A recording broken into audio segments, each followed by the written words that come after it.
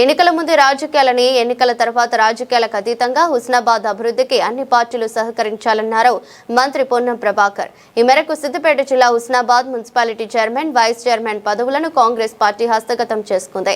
అంతకుముందు కౌన్సిలర్లతో ప్రత్యేక అధికారి ఆర్జీఓ రామ్మూర్తి ప్రమాణ స్వీకారం చేయించారు. అనంతరం ఓటింగ్ ప్రక్రియలో భాగంగా కాంగ్రెస్ పార్టీ నుంచి దండి లక్ష్మి చైర్పర్సన్ గా ఎన్నికైనట్లు ఆర్జీఓ ప్రకటించారు.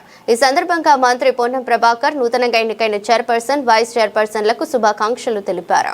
హుస్నాబాద్ ప్రజలు అభివృద్ధిని ఆకాంక్షించి మాపై విశ్వాసం ఉంచి కాంగ్రెస్ పార్టీ ప్రజాప్రతినిధులుగా ఈరోజు మున్సిపల్ పాలక వర్గాన్ని గెలిపించినారు. వారందరికీ మరొకసారి మా నూతన పాలకవర్గం తరఫున ధన్యవాదాలు, వారందరికీ కూడా కృతజ్ఞతలు తెలియజేస్తా ఉన్నాం. వారి ఆకాంక్షలకు అనుగుణంగా హుస్నాబాద్ను చుట్టూ 4 జిల్లా కేంద్రాల మాదిరిగా అభివృద్ధి చేసేటువంటి ఒక ప్రణాళిక తీసుకొని ముందుకు పోతాం. ఎన్నికల దాకానే రాజకీయాలు, ఎన్నికల తర్వాత రాజకీయాలు అని చెప్పేటువంటి అన్ని పార్టీలకు కూడా హుస్నాబాద్ అభివృద్ధికి సహకరించాలని కోరుతా ఉన్నాం.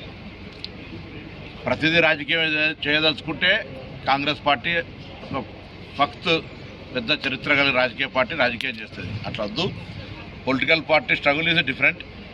ప్రజాప్రతినిధులుగా మున్సిపల్ ఎన్నికైన పాలకవర్గం అందరూ కలిసి హుస్నాబాద్ ప్రజల మౌలిక సదుపాయాలు, వారి జీవన స్థితిగతులు మెరుగుపడుతూ ఊరు పెరిగినప్పుడు ఉపాధి పెరుగుతుందనే విధంగా ఇక్కడ కొత్త విద్య, వైద్య, ఉపాధితో పాటుగా అనేక అంశాలతో పెరిగే విధంగా ఉండడానికి కొరకు ముఖ్యంగా హెల్త్ గ్రౌండ్కు సంబంధించి శానిటేషన్ కావచ్చు, లేకపోతే డ్రింకింగ్ వాటర్కి సంబంధించిన ప్యూరిఫికేషన్ కావచ్చు, స్ట్రీట్ లైట్స్ కావచ్చు, మేజర్గా మున్సిపల్ యొక్క మౌలిక బాధ్యతలు.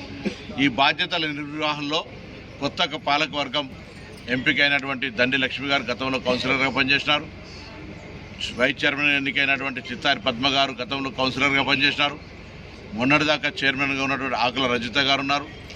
ఇంకా అందరూ కొత్తగా ఎన్నికైనప్పటికీ కూడా తప్పకుండా పాలకవర్గంలో అందరి అనుభవాలను తీసుకుపోయే బాధ్యత చైర్మన్, వైస్ చైర్మన్, అదేవిధంగా మా విప్పు కేశవన్ రమేష్ గారు అందరూ కలిసి హుస్నాబాద్ అనేటువంటి ఒక మోడల్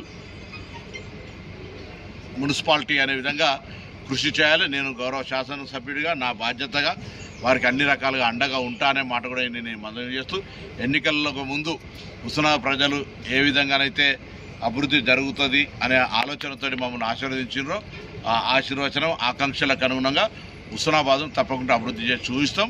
మౌలిక సదుపాయాల కల్పనలో మనం ముందుంటాం. అన్ని రకాలుగా అందరికంటే ముందుండే విధంగా